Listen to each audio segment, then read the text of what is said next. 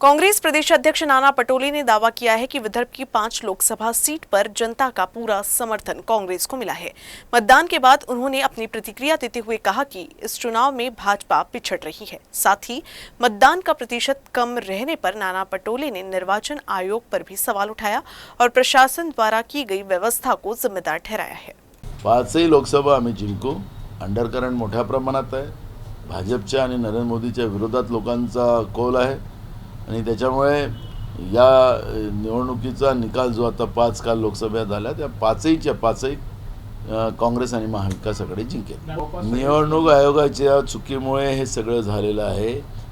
ज्या पद्धतीने मतदानासाठी व्यवस्था करायला पाहिजे होत्या ते निवडणूक आयोग त्याच्यामध्ये सबसेल फेल झालेला आहे। एवढ्या भर उन्हामध्ये लोक उभे होती। उन्हाच्या चटक्यामुळे अनेक लोक लाईनमध्ये लागूनही वापस चालले गेलेली। ही तुम्ही तुमच्या मीडियाच्या माध्यमातून दाखवले गेलेलं आहे आणि म्हणून अजूनही काही बिघडलं नाही। निवडणूक आयोगाने 100% मतदान करण्याच्या दृष्टिकोनातले पूर्ण सोयी उपलब्ध करून दिल्या पाहिजेत ही भूमिका आमची आहे।